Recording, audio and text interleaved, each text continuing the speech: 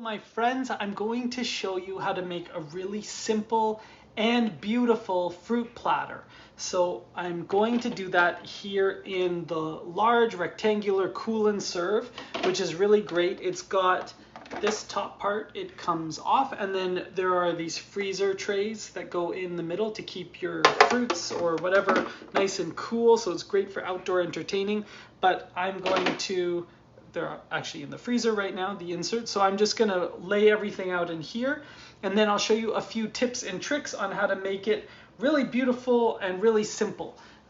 So first I'm gonna work on some cantaloupe. So this here is the scoop loop, and it's actually part of a set that you can get this, which is my favorite kid's knife. It's called the My Safe Cutter, and it's fantastic because, do you see those like exaggerated serrated edges? So they're really big zigzags. So it will cut through food, but it won't cut your little one's fingers off. So it's great. I love these products, and they come together in a set, which is great for Halloween because it's part of a pumpkin carving kit. So this is the best knife I've ever used for carving a pumpkin, but your kids will use it year round. Love this thing. But I'm going to use the scoop loop, and it's really great for just scraping out the insides of cantaloupe or melons or like squash or that sort of thing. Fantastic for scraping out the inside of a pumpkin as well. Obviously, that's why it's part of the pumpkin carving set. But so that's all you need to do. Scoop out the insides of your cantaloupe. And if you go to the grocery store and get really tiny cantaloupes, another really delicious dessert you can do, you scrape out the inside of your cantaloupe like this and just fill it with raspberry sorbet, and it's just really delicious and it looks nice. And I would eat the whole thing if it's a smaller one. This one's a little large and excessive. So there we go, scraped out the cantaloupe, and there's different ways that you can do this. I'm just gonna slice them and then put them in, use like the crinkle cutter so that it's got some fun edges to it. So just cut off the green part, so the skin of the cantaloupe, and then just use the, I'm just gonna use the crinkle cutter to make them all fun and cool. So I've got fun little zigzaggy edges. This is also a great tool if you have kids and you want to get them involved in chopping things in the kitchen. Instead of using one hand like I am, you would just get them to use two hands, and then that way they don't get any fingers underneath. And then they can chop up things like cucumbers, cheese. Just fun to have zigzaggy things. And it's pretty sharp, so you can also do carrots. Great for making like crinkle fries, and then you can fry them in the air fryer. But so I'm going to cut up some cantaloupe. In this fruit platter, I've got cantaloupe, pineapple, two variations of grapes, because I just like the look of them at the grocery store, some strawberries, and that's it. So it's going to be a really simple platter. You can put whatever you want in your platter, but one of the tricks that I do just for presentation is I'm going to blend the colors in my fruit platter so that it goes kind of following the colors of a rainbow. So you start off with the pineapple, so it's yellow, then orange with the cantaloupe, and then we'll put in the red with the strawberries, and then these grapes, these ones here, and then these are coronation grapes, which are so delicious. They're full of flavor and they're seedless. Great question. So Steph, I shouldn't talk while I'm chewing, but Stephanie's asking how much the crinkle cutter is, and I have absolutely no idea. It's in like the $20 range. It's not very expensive. So I'm going to chop up the cantaloupe, and I'll do the rest of that after, but I'm going to show you some fun tools for pineapple. So pineapple can sometimes be a really intimidating fruit to buy because, well, they look crazy, they're really prickly, and if you've never cut one before, it's hard to know what's a good pineapple? So a few things that you're going to look for. You look at the bottom of the pineapple and just make sure it's not rotting. So some of them, if they look super dry and nasty, then that's not good. But this is my trick. So you pull the interior leaf of the pineapple, and if it comes out easily, then it's nice and ripe, good to go. So what I'm going to do is chop off the top and bottom of this guy. And depending on where you buy your produce, I feel like the size of your fruits and vegetables may vary, but I got this guy from Costco, and Costco just tends to have humongous pineapples. So there you have it. And you can save the top and bottom and actually boil it down and make juice if you want. I made like I liked it, but it's like kind of like a pineapple tea, which was really delicious. But another thing you can do, so I'm going to use the pineapple wedger, and just scrape this stuff off here.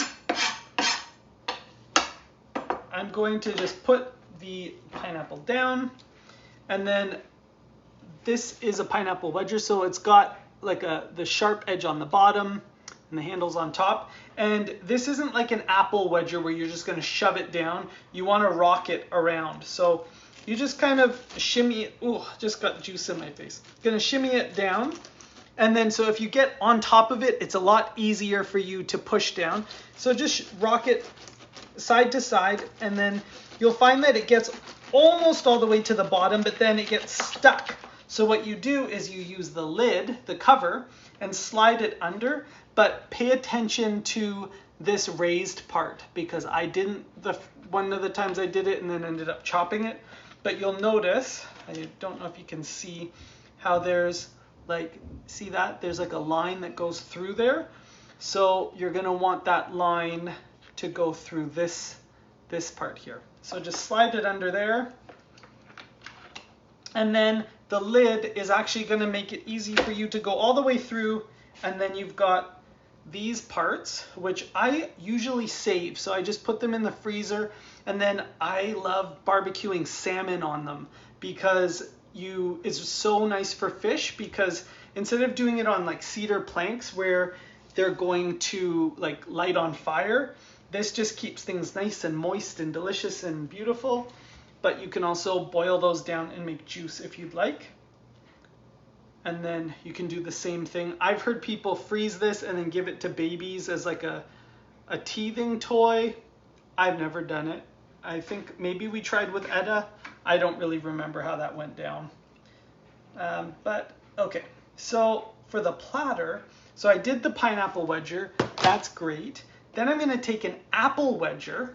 So this guy here, and it actually just happens to be the same size as what I just cored the pineapple. And I'm going to push down, and then I'm going to have these easy spears, and then that's just so awesome and easy. And then I'm just going to slice those up, and then all the pineapple is done. So that was pretty easy, great for snacks. And then I'm just going to put it in my nice platter. So I should have started with the pineapple, because it's going to go yellow to orange to red. There we go. This looks like a really good pineapple. Okay, so we'll put the yellow over here on the side. And then I'm going to have the cantaloupe right up against it. So just kind of make lines of it. And then, yeah, that's pretty good. Then I'm going to fill in cantaloupe, strawberries, and then my trick with, so I'm going to keep the, I don't know if you can see this. All I see is a Pokeball. You're so right. It does look, the pineapple wedger looks like a Pokeball. So I'm going to leave the greens on the strawberries just because I think it adds some nice color. I'm going to add the strawberries. Yes, of course I'm going to add more cantaloupe through there, but I'm just doing this quickly to show you how nice the platter will look. So you'll notice by following like the blending colors of a rainbow. The colors just look a lot more natural and they pop and it looks really nice. And then for the grapes, one little trick is if you take scissors or kitchen shears, these ones are fantastic. I'll show you why I like them so much. So they come apart like this, and they're just really easy to clean, and they're nice and sharp, and I just really like them. So I'll show you what I do with the grapes. So I don't know if you've ever been like at a party and eaten off a cheese platter, and then you end up you go for like 3 grapes and then end up with this huge clump. So what I do is I just cut them into smaller little bits so that when you reach for them, you just get a few little guys. So in groups of like 3 and 4, that's pretty good. And then that's it. So it looks nice.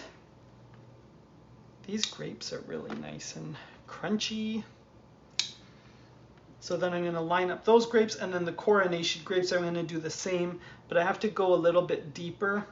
And if you find your grapes are a little bit mushy, another trick you can do is just pop them in the freezer, and they make really nice, refreshing summer snacks, or you can throw them in a smoothie. But what's nice about just throwing them in the freezer is because like the juices inside freeze, it expands a little bit. So if you're, these are nice grapes and nice and firm, but if they're a little bit wrinkly, it just like fills them out, and they're nice and rock hard and tasty. And that's it. So here we go. That's what the colors are going to look like. It'll be really beautiful with, oh, you can't even see. I wasn't showing you.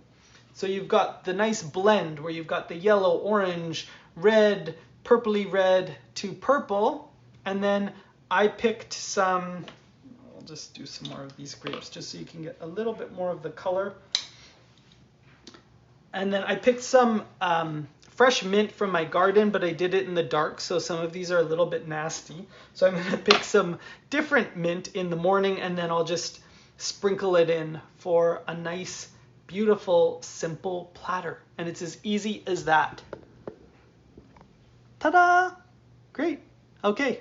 Hope you enjoyed that, and talk to you later. Bye.